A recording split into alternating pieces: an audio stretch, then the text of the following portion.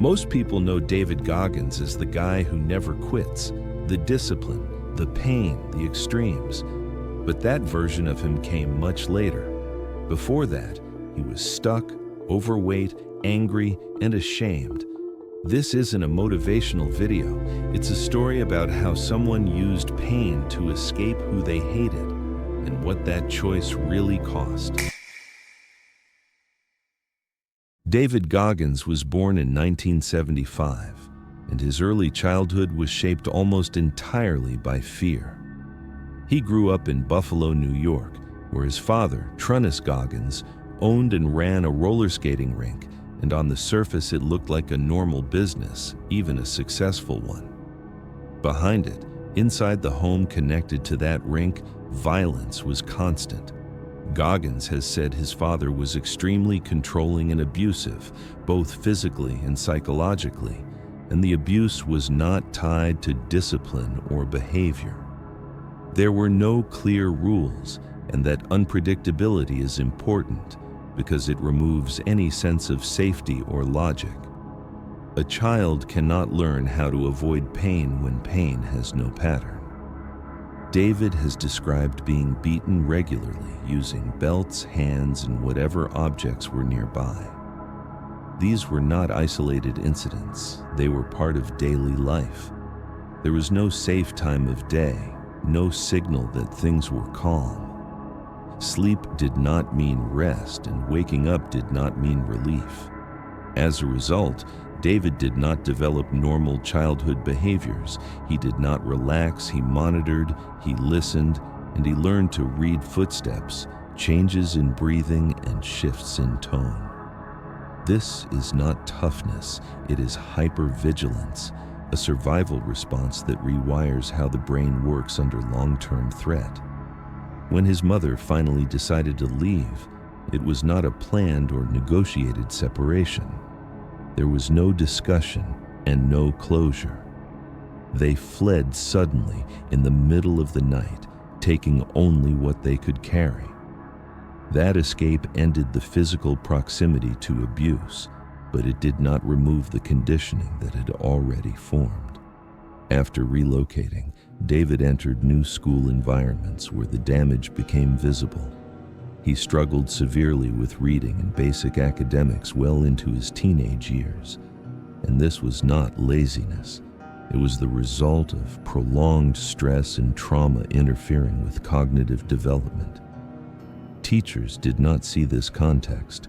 He was placed into special education classes and labeled as slow. That label followed him. Other students noticed immediately. He was singled out, mocked, and treated as inferior. At the same time, he was often one of the only black children in predominantly white schools, and this added another layer of pressure. He has described repeated experiences of racial harassment, exclusion, and intimidation, not once, repeatedly. So by the time David was around 10 to 12 years old, 3 conditions were already locked in place: chronic fear conditioning from abuse, academic failure combined with institutional labeling, social isolation reinforced by racism. Together, these create a very specific psychological outcome. They don't produce rebellion, they produce shame. David has said that during this period, he did not think of himself as unlucky. He believed something was fundamentally wrong with him. He did not externalize blame, he internalized it. He saw himself as weak, defective, inferior. Physically, he was also struggling.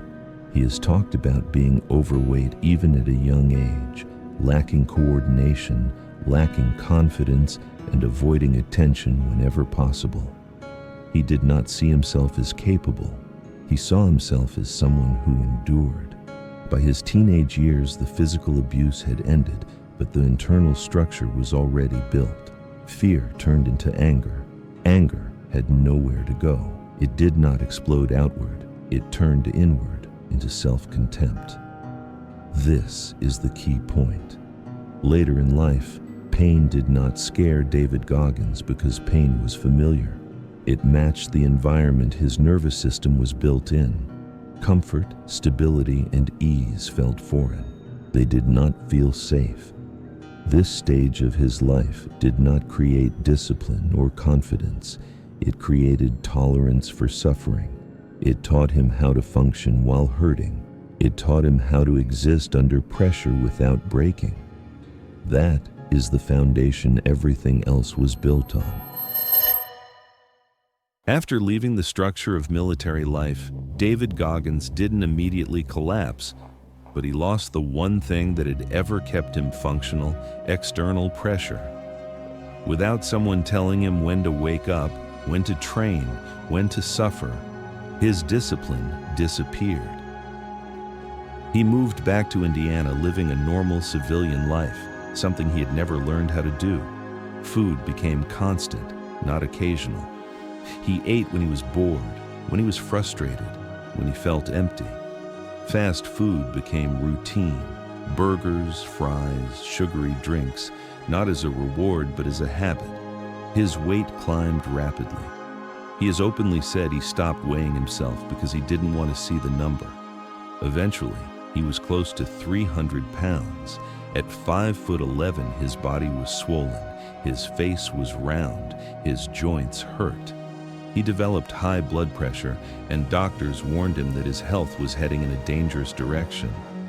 Instead of reacting, he ignored it, because ignoring problems had become his default state. He took a job as a cockroach exterminator, not because he wanted to, but because it required no ambition. The job was simple and miserable. He drove from building to building, often in poor neighborhoods, often in abandoned complexes. He carried a chemical tank on his back, walking into apartments filled with trash, broken furniture, and infestation. Roaches weren't hidden, they were everywhere, in kitchens, inside cabinets, along walls. He has described situations where roaches crawled over his boots, up the walls, and sometimes dropped from ceilings. This wasn't exaggeration. This was routine. He sprayed poison, moved on, and repeated the same process all day. There was no pride in the work, no growth, no respect, just endurance. After work, he would eat, sit, and watch television. No training, no movement, no goals. He avoided mirrors because mirrors told the truth.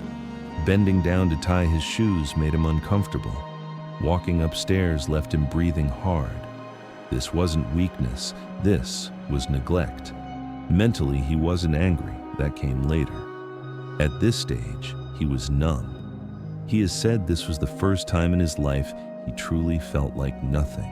Not a fighter, not a soldier, not even someone trying, just a body existing.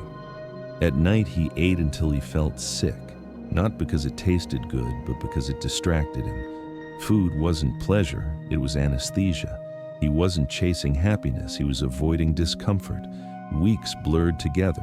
Same job, same food, same habits. And the worst part was that he knew it. He knew exactly what he was becoming and still did nothing. That awareness without action destroyed his self-respect. Then one night he was sitting alone watching television, flipping channels half asleep, when he stopped on a documentary about Navy SEAL training. Men being screamed at, punished, forced to continue while exhausted. He had seen this world before. He had wanted it, and failed. Instead of inspiration, he felt exposed because he remembered what that standard actually required, and he knew he was nowhere near it. He paused the TV, stood up, and walked into the bathroom. He turned on the light. Standing shirtless, he saw himself clearly. The weight, the stomach, the face. No potential, no excuses, just reality. He has described this moment in detail. He didn't feel motivated. He didn't feel powerful. He felt embarrassed. For the first time, he didn't blame his childhood or racism or the system, because none of those things explained what he was seeing. This was him. Almost 300 pounds, working a job he hated, with no discipline, no standards, and no identity.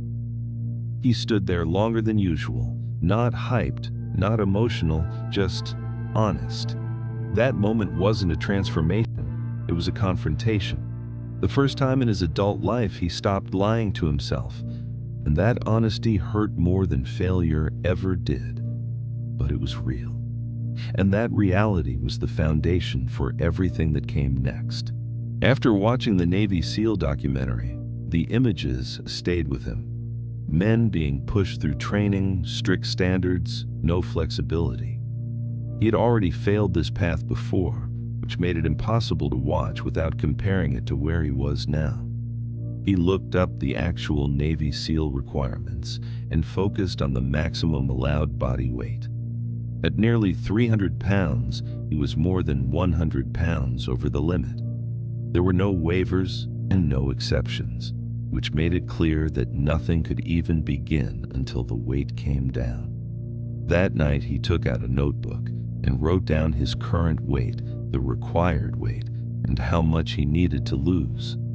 The number was roughly 106 pounds, and he gave himself only a few months to reach it. This was not advice from a coach or doctor, it was a decision he made on his own. He immediately changed how he ate, cutting out most junk food and drastically reducing calories. At the same time, he started running, even though his body was not capable of handling it. He has said that at first, he could barely run a quarter mile without stopping, and that his joints and lungs gave out quickly under his weight. People watched him struggle as he ran, and there was no sense of confidence or pride in it. These runs were short, slow, and physically painful, but they happened daily. He tracked his weight closely as it dropped, not as motivation, but because the numbers showed whether he was moving closer to the requirement. By the end of this period, he was still far from ready and still unhealthy, but the situation had changed. He was no longer avoiding the facts about his weight or the standards he wanted to meet, and that acceptance is what pushed him into the next phase.